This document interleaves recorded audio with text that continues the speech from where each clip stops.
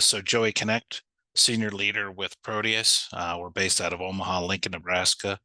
I've been with our group north of 24 years. So I look forward to sharing with you a lot of what we've learned. Today's presentation, a little bit is more on ROI and implementing some things to your processes to help justify some things. And I'll talk about some of the pressures that you're under right now and maybe some ways.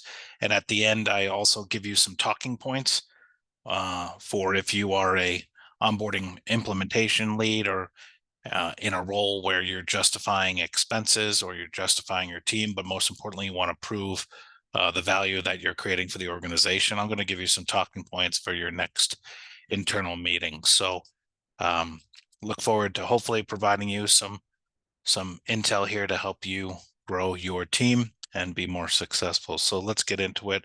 We're simmering down. As I say that, of course, 3 more people join. So let's get into it. So you know why you're here. Let's get into it. So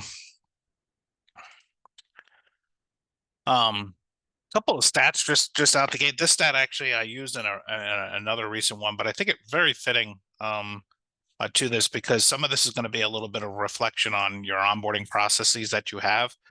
And so fewer than 40% actually have formal processes around that. Now, why that's extremely important in what we're going to be talking about today, I think the second quote really is what resonates home as to where the challenge lies.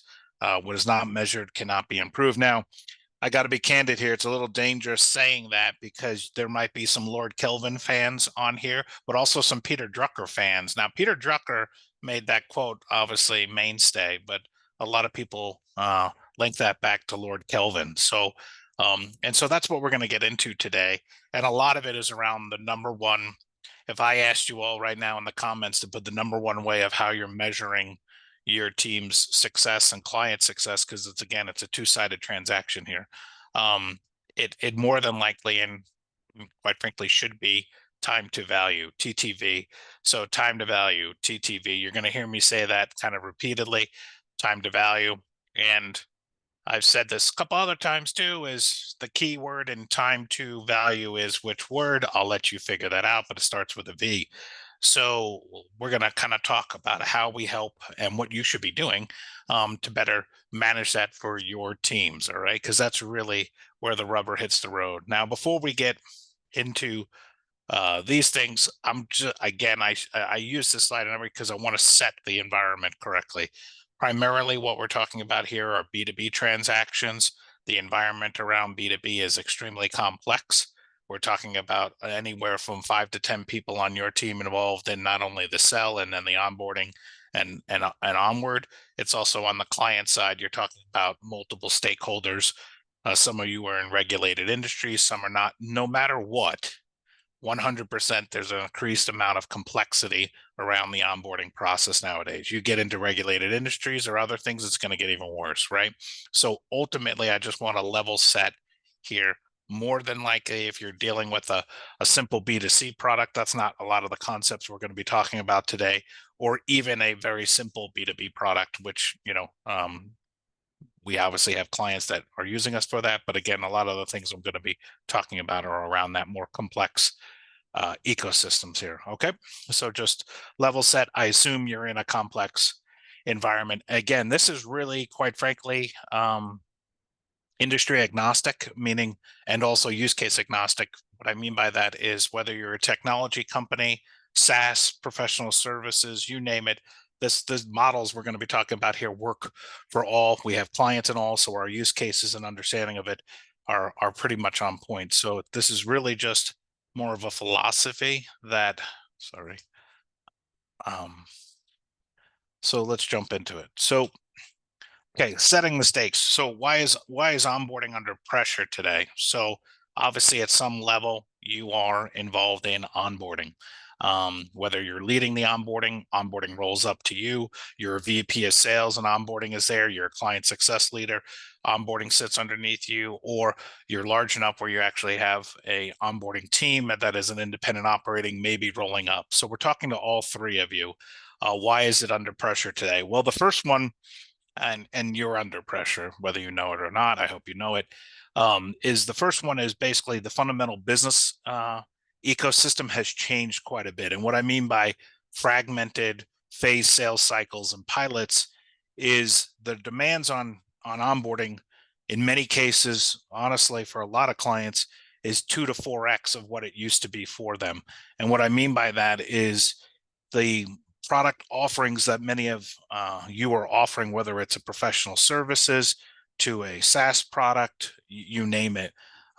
You're breaking things up into smaller consumable projects with the client because the client wants to date you more before getting fully married. So what this does is it puts a extreme pressure on a multi onboarding ecosystem. So project one, or you sold the base product and you have 7 other modules, or you want to cross sell them onto other services you have. Ultimately, what this creates is an ecosystem that you will not just be onboarding the customer once, you will be onboarding the customer many, many, many times. Okay. And so some of you on this call might not be that, but a lot of you probably are.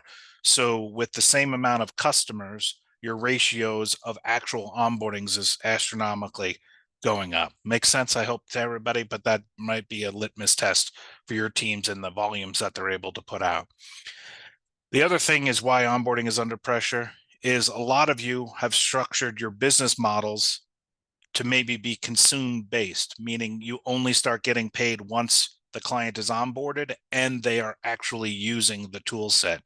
And so getting paid is directly tied to getting them live and successfully using the platform. There is no money up front. The contract is cancel at any time potentially.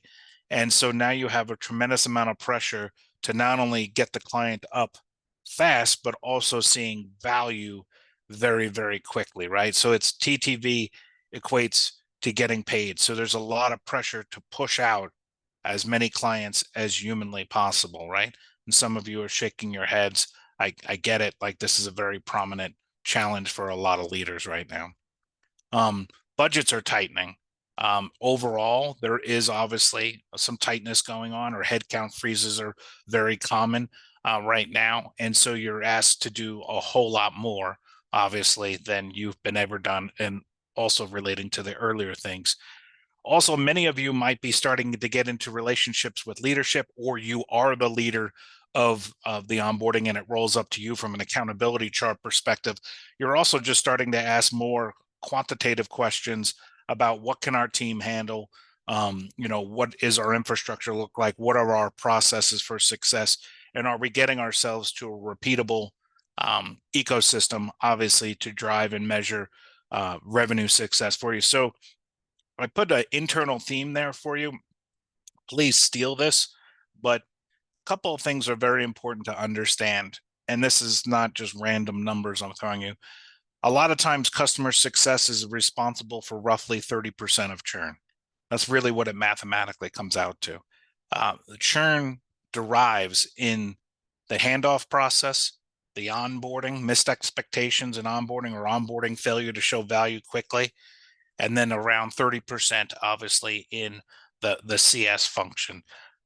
So when you kind of think of it from that perspective, onboarding itself is a very, very mission critical part to obviously revenue recognition for a client, right? Or for your company, right? And also, as I mentioned in the first bullet point, many of you are in phase deployment cycles. So the risk continues to happen. So if the first onboarding is a train wreck, well, there you go, out, right? And so there's not going to be 2 and 3, but you're now needing to launch 2 or 3 times with each client and prove your performance repeatedly. So I just want to kind of shift sometimes the thinking, and I'm not saying any of you on this call, but sometimes onboarding or implementation in organizations is kind of considered a side cart and not really considered a primary. And I want to be very clear, it's a very big piece of the revenue of the organization. It just repeatedly plays out that way. Okay. So why I'm saying it with a little bit of gusto there is basically fight for the responsibility that is actually on your plate. It's a huge, huge responsibility for success and revenue for your organization. So I put that in there as something. And again, yeah, we do a ton of this, and it's just a very important piece, I believe, that needs to be thought for. So onboarding is under pressure. Okay, great. So let's say you're not a leader on the call today, meaning it doesn't roll up to you. You're actually in the field. You're playing the game right now, right? You lead a team. You're an implementer yourself, or in some function related to that.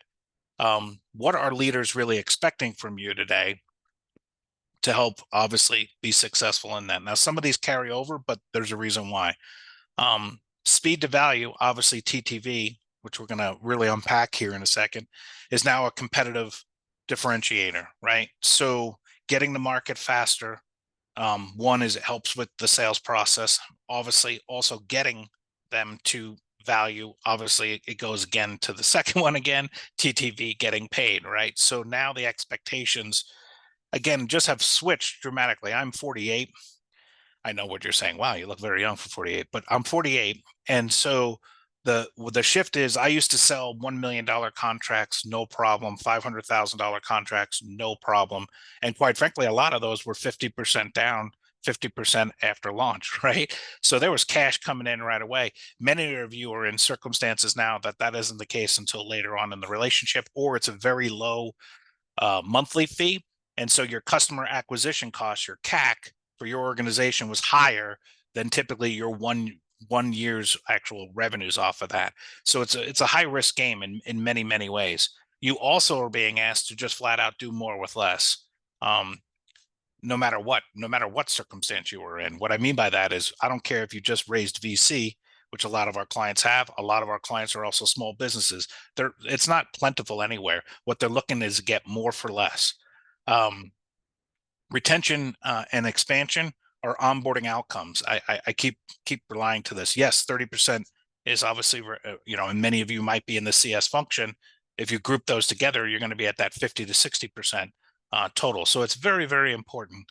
And you're not the only ones under pressure. CEOs, your bosses, the CEOs, founders, CFOs, whatever, doesn't matter what size company, there's just an overall pressure to prove more and not anecdotes and stories, right? And so these are the things I hope you're aware are going on. You might be actively involved in these conversations and challenges. And if you're not, these conversations are going on. So you can beat them to the bucket here by being prepared and being able to drive some meaningful conversations, whether or not you're trying to preserve your budget, expand your budget, and also justify, obviously, maybe in many cases on this call, your own personal compensation and key role in the company's success. I'm comfortable saying that. You know it, fight for it. So expectations have changed, right? So we're kind of laying the framework here kind of for, yeah, that's true. So when I was working on this, I wanted to really ISO down into what, again, I believe there's many things you can talk about. There's a lot, but time to value, I think, really starts to identify, and it's an easy thing that you can start simple. And then obviously what I frequently call Kia, Camry, Cadillac it, right? So you can start simple and then get better over time. And then those metrics can help drive some things within the organizational optimization. So what I'm going to first preface just before, as you're doing this, this is the other kind of part of onboarding that frequently is kind of missed, I think, in a lot of conversations, is it's not about you. It's like a marriage. It's you and the customer. There are two sides to this transaction. There are two sides to this transaction. Yeah, that's safe to say. I thought maybe I said something different, but the point is that there are two parties and there are multiple people on both sides. So there's fear on your end, and you want to go fast to get the time to value, but there's also customer side, and you got to get that whole ball moving and managing that correctly and driving that forward. So I just always kind of refresh that as we're talking about these things, specifically in complex onboarding environments, it's not only the responsibility internally to push for TTV, but then it's also how do we get the whole side of the client side to partake into that. I'm going to touch on that a little bit. We've done tons of presentations on that. I will allude to a mutual plan concept here later on because that's super key and really at the core of why our company is so successful and why so many are using our stuff. But I just, for everybody on the call, there's two sides to this equation. It's not just optimizing yours, it's how do you optimize the other side of it for time to value. I think it makes sense. So let's break it down. TTV. So here's a question for all of you as a homework assignment. The homework assignment is, which one are you on this board right now? So are you basic average TTV? Are you cohort based and step level? Are you all the way to benchmarking by your industry, and common in mature SaaSes do this, so do other industries. My hunch, because I know pretty confident based on our years of experience, is many of you are in basic TTV tracking or below. Where you want to be and very confidently need to be is the cohort based and step level. So don't worry, I'll share these slides, and I'm actually going to drill into the cohort and step level in a second, so I can really help you explore this out, because everything has to be measured in order to improve. And that transparency is what will give you the information needed to do it. Okay, so I'm going to unpack some more of these. Again, the end goal here is to give you kind of a toolbox for conversations around it, plus the ways how you can start measuring this literally today on current onboardings you're doing, and then over the next 2 years, improve this out, because this will give you the data and the information needed for continuous improvement, and also capital to do anything you want to do, because you're able to say why I need it. Okay, so basic TTV is clearly the time from whatever you set the date as the start to obviously the client seeing value. If you're a SaaS person on this call, I'm going to call you out. Don't ever tell me the product is live counts as TTV. The product being live is irrelevant, absolutely irrelevant. If you're doing a custom dev project or a professional services deal to somebody, delivering them is not relevant. When are they actually seeing the value from what you did? Does that make sense, everybody? Time to value, not time to delivery. Time to delivery is whatever. When is the client actually experiencing value from what you provided them? And I think that's sometimes a complex question, or there'll be arguments internally about that. But please do not tell me it's getting them live, because getting them live is just the step. Disaster happens in onboarding within the first 120 days. The first 120 days is actually a critical part of churn. I think some of you know that, but if you didn't, it's really make or break within the 120. In some of your industries, it's 60 to 90. And for most of our clients, that's still considered the onboarding process, just being clear. So, okay, so basic, then you get into cohort and step level. So this is where I really want you to get to, because this is where it starts to unlock way more insights to your onboarding process, which will equip you to create this environment of continuous improvement and financial elements. Benchmarking, love to get you there. And many of you might be there already, but I really want to focus now on kind of what I think is, I know, capable. You're all capable of doing it, but I just want to kind of give you insights on how to next do this. So the basic one, very common, right? You guys, I think, understand that, but do challenge yourself on what value means to your organization. The easiest way to do that is obviously talk to your customers. And so let's drive in now in breaking this down so that we have better visibility to this. So the first part, because you don't want to come up with fuzzy math, okay? So fuzzy math doesn't win. And I look at bell curves around this. Everybody knows bell curves, right? But cohort-based tracking. So for instance, and every company is a little bit different here. I frequently talk from the spirit of software, but obviously this is for any kind of classification. So when you're looking at your data, many of you are going to have your clients, I assume many of you have a pretty wide strata, like us.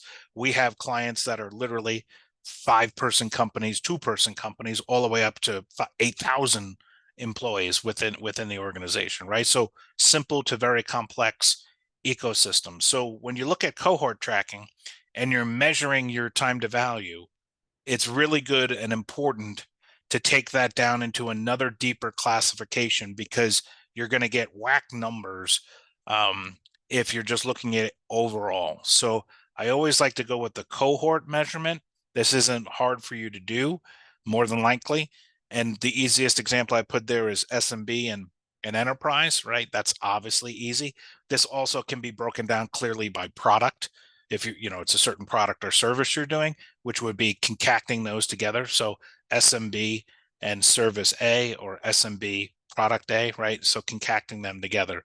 So taking the general TTV, time to value, and then aligning that to a much more meaningful cohort level allows you to really start to then have clear vision as to where you are comparatively across each and every deployment process. Okay, team? So I really like the cohort because it takes a general number that can be very misleading, very, very misleading as to performance, not only to the clients, but also to your team members. Obviously, you might want to loop in your team members here. We're not going to get into HR management of your team, but obviously that comes into play here also. So the first thing I ask is obviously basic tracking. Make sure your V is meaningful. Then get into cohort tracking. And again, I give you some ideas there to kind of help facilitate this, because then your numbers, your activities become meaningful and they become actionable at that time. And so it's a little bit of a building block, but this will get you to a real number set that the next time you're meeting with leadership and or your team, you're talking on meaningful data and meaningful action steps. Now, I think that makes sense to everybody. Not super hard, but frequently never executed. So simple little things. You can do it today if you have the access to the data, whether that's in Salesforce or whatever you have, or literally just a spreadsheet you dump out. You literally can start to figure out your cohort pretty quickly. Lots of other things you can do with that, but I encourage you to do that. So then let's assume you do this with success, and I give you a couple of tricks on how to do that. We then want to kind of take you down to stepped. So stepped is really where it gets very, very exciting. So you're looking at your onboarding process. You have kind of a broad TTV.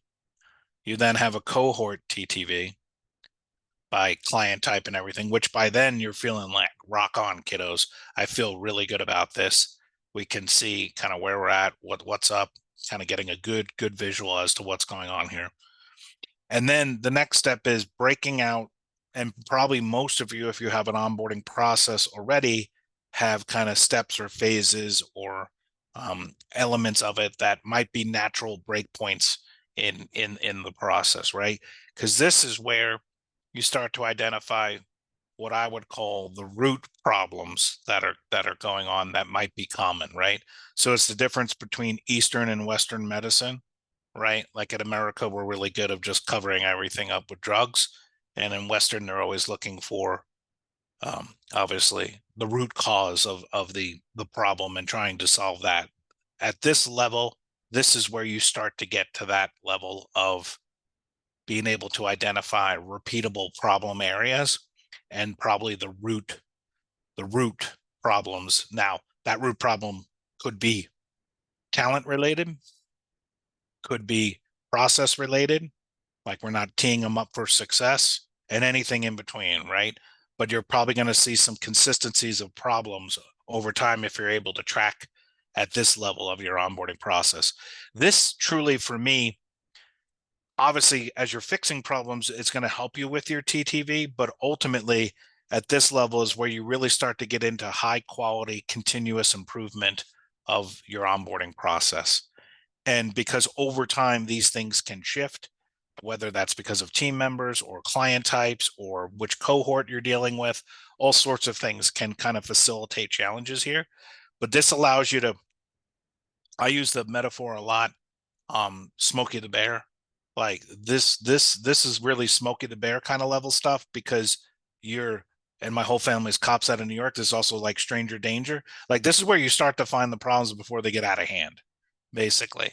And so by continuously monitoring at this level, it's going to give you kind of that visibility that you need to basically stop the problem before it becomes a huge problem for your team and your clients. So I'll recap. The first high level TTV, celebrate, If you don't have that now, start. It can be rough as hell. Don't worry about it. This is all about natural process of just getting better. And so then you got that number, embrace your team with that.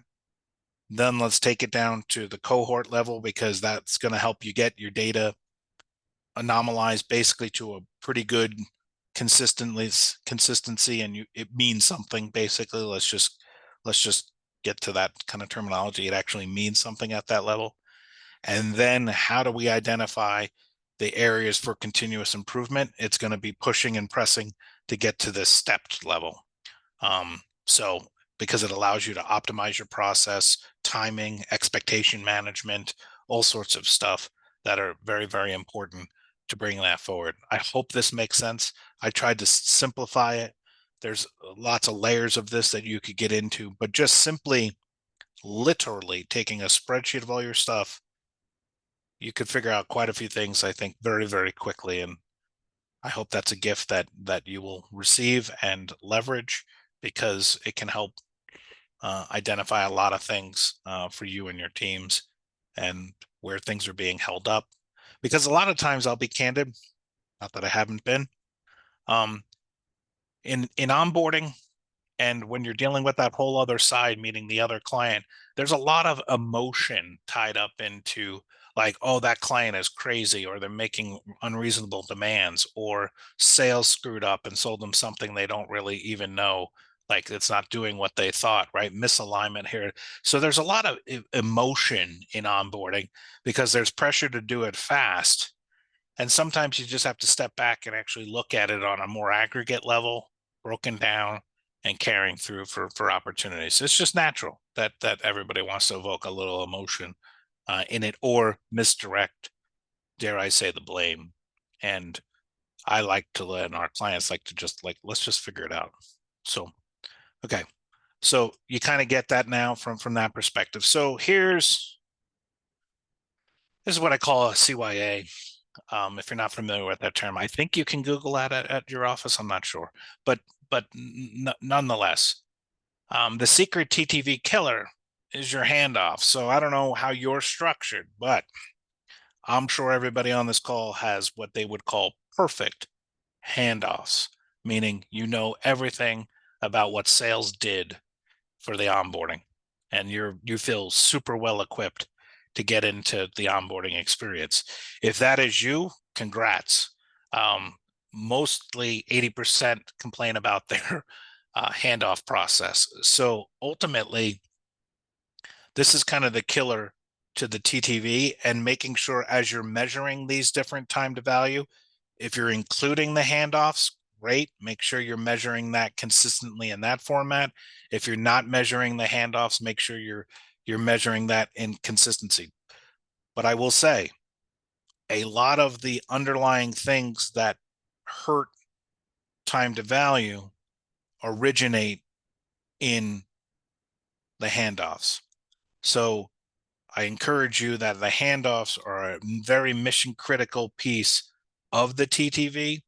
And I would recommend that, if you can, the way that your organization is structured, that you're including the handoff process in your measurement time period, obviously of days, but also where there are areas of improvement there. Okay. Just that's kind of a little backdoor thing where people are like, oh, onboarding's great, but that's after your handoff process was an actual train wreck, and you guys don't feel comfortable, and or the client doesn't feel comfortable about it. So I really encourage you to consider handoffs, or whatever you want to call it, in your TTV, again by cohort, and of course stepped. The easiest way of doing that is, if you're comfortable with everything I've just said, make that the first step in your onboarding process, which is the handoff, and just measure it accordingly, right? So very, very critical piece, because that's going to give you the full breadth, where I can say confidently a massive amount of you have trouble with silos, meaning that sales is siloed from onboarding. And it causes delays, it causes missed expectations. I'm not going to read everything on the screen. These are all true. I think you guys know that. So what I would recommend is that in your stepped process, you include the internal handoff as one of those, and you can calculate that off of contract sign like day one, like meaning, that it's signed today, and use that as a measurement in your overall TTV by client type. But don't forget about handoffs. It's yeah.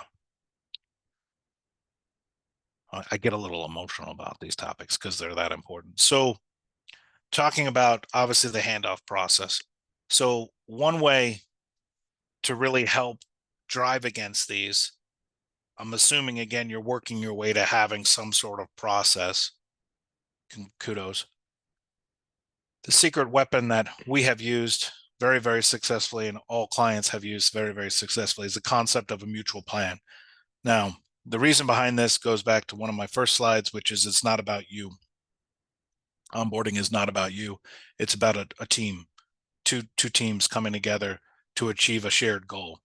And why this is important to have mutual plans is one, not only for the communication collaboration, making sure everybody's on the same page, is you also have a peer on the other side, an internal champ that is leading the onboarding on their side. So you and them need to be on the same page, right? Now, the other massive benefit besides just being on the same page, obviously, is a mutual plan itself is built of these components. These components are critical drivers and visibility elements to measuring your TTV. So when you have a mutual environment that is your team and their team, and you're setting the right expectations, you then are doing goal-based, basically, or objective-based partnerships with them. You're then tracking all the individual elements and sub-elements of that on your team's production and also on their team's production to better give visibility to the time to value.